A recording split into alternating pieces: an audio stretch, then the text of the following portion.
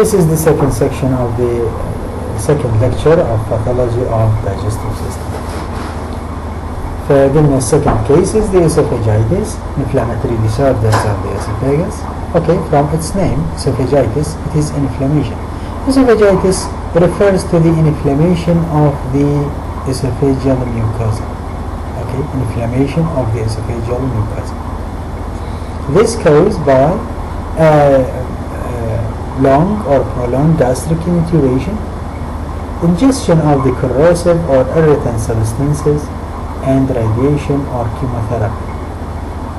Some cases attributable to reflux of gastric content, so it is known as reflux or esophagitis, وهذا راح شوية نركز عليها بالبارتس esophagus.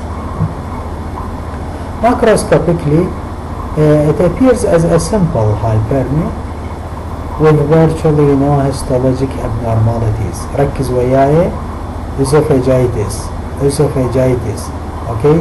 Simple hyperemia due to exposure to corrosive agents or radiation or prolonged gastric intubation, or sometimes due to mild or transient exposure to the gastric acid content. So the epithelium of the esophagus is not tolerable for the gastric contents and its acidity, so it will undergo hyperemia and a sloughing of the mucosa and mild hemorrhage with virtually no histologic abnormalities. In contrast, the mucosa is in severe esophagitis exhibit confluent epithelial erosion or total ulceration into the submucosa. In severe cases, أحيانا because of the recurrent exposure to the gastric acid or to the corrosive agents, there is a continuous sloughing to the mucosa with the resultant of exhaustion of the mucosal layer with exposure of the submucosa, so it is known as to have an erosions or total ulceration in the esophageal mucosa. Clinical features. The dominant manifestations of the reflux disease is the heartburn, حرق. دائما تصير حرق.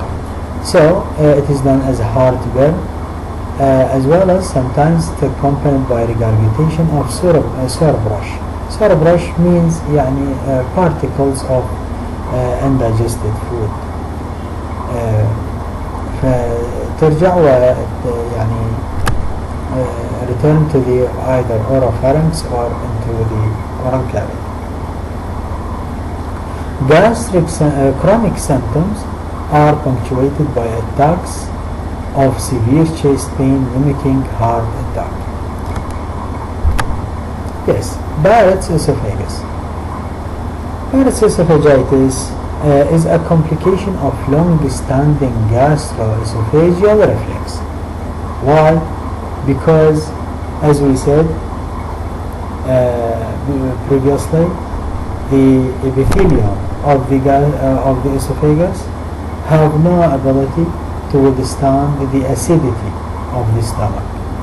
Okay, so gastric acid regurgitation will result in injury to the mucosal cells of the esophagus, and hence esophageal epithelium will regenerate after sloughing, and then regurgitation of the gastric content or gastric acid content, which also cause an injury and the sloughing of the mucosa, and then the mucosa of the esophagus will regenerate again.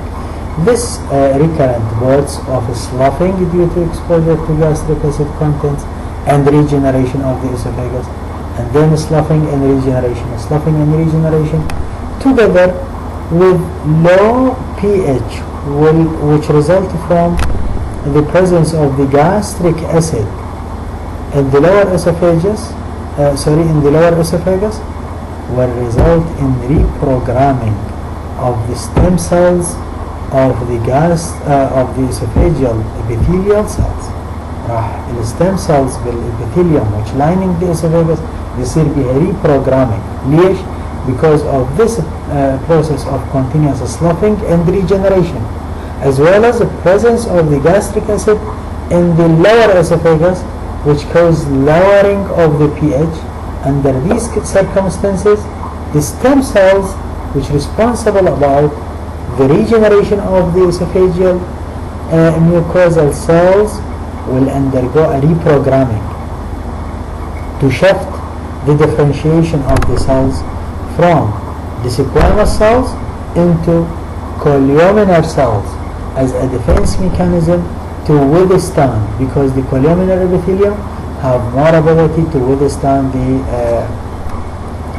gastric acidity, and hence it will shift the differentiation of the cells from the squamous epithelium into columnar epithelium, either of gastric type or into intestinal type.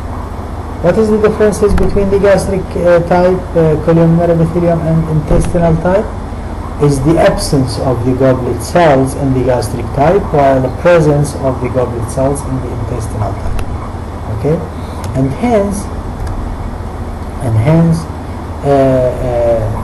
it will appear macroscopically as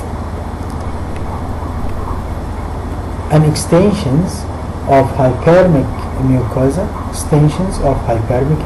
This is an endoscopic view. Okay, look at this, hypermic and pink color extensions in the mucosa of the lower esophagus. Microscopically, here is a site of shifting of epithelium from stratified squamous epithelium, which is the normal epithelium of the esophagus, into simple columnar epithelium of intestinal type. شلون عرفنا؟ From the presence of goblet cells here, from the presence of the goblet cells. So this is of intestinal type.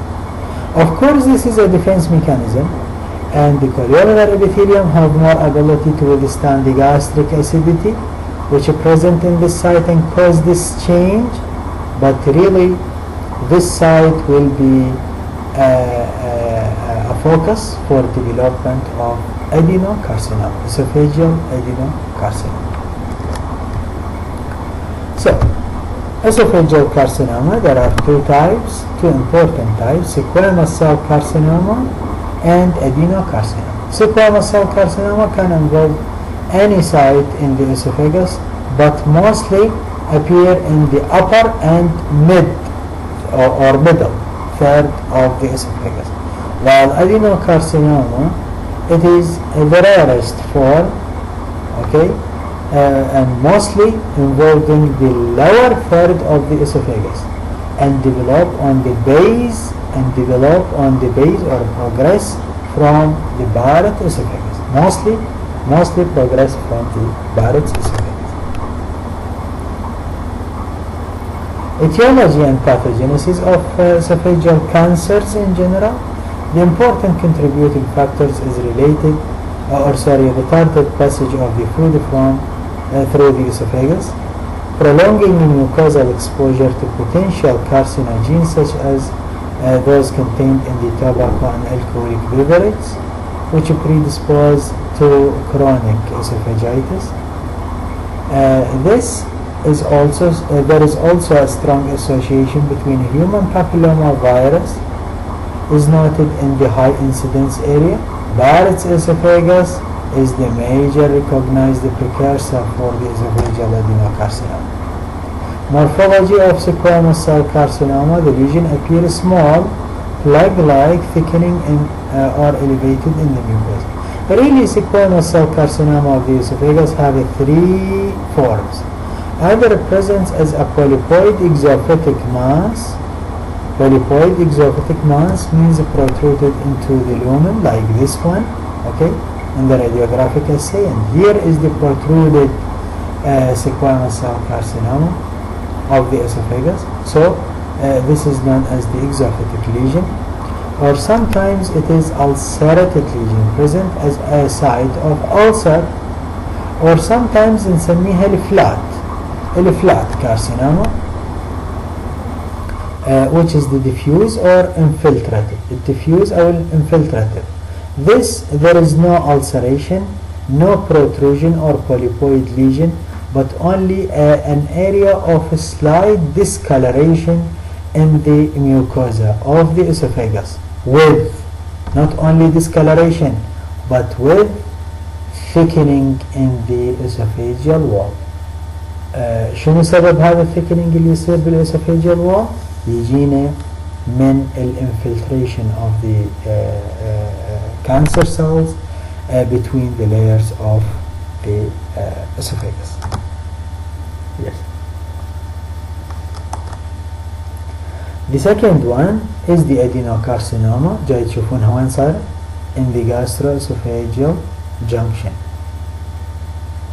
The subbase of the this is the site of adenocarcinoma. شلون عرفناها؟ It has a central ulceration and elevated margins which appears to be fungating and irregular. Okay, this is developed on the base of Barrett's esophagus ومثل ما قلنا it appears as an area of pink extensions in the lower esophagus. Therefore, because the Barrett's esophagus usually predispose to or progress to adenocarcinoma, and it is the fertile soil for development of adenocarcinoma. Therefore, most of the adenocarcinoma are developed in the lower third of the esophagus.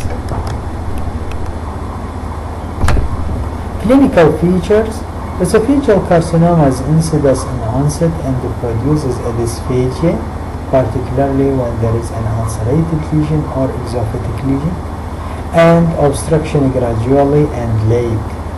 As the tumor, particularly the polypoid lesion or exophytic lesion, start to enlarge gradually and narrowing the lumen of the esophagus. Hence, there is an obstruction, signs of dysphagia obstruction. Diagnosis is usually made by the imaging techniques and endoscopic biopsy. Because these cancers extensively invade the rich esophageal lymphatic networks, therefore it is commonly metastasized at the time of diagnosis. Invading these cancers extensively invade the rich esophageal lymphatic networks and adjacent structures. Surgical excision is rarely curative. Surgical excision of the tumor is rarely curative. Why? Because of its high infiltration or high tendency to infiltration of the lymphatic channels and the adjacent structures. Esophageal cancers detected when confined to the mucosa and submucosa. يعني من نلقاهم أو نشخصهم particularly accidentally, which is still confined to the mucosa and submucosa, it will be amenable for surgical resection. ليش؟ لأنه still it is restricted in the mucosa and submucosa and still do not invade the lymphatics or the adjacent structures. Thank you very much.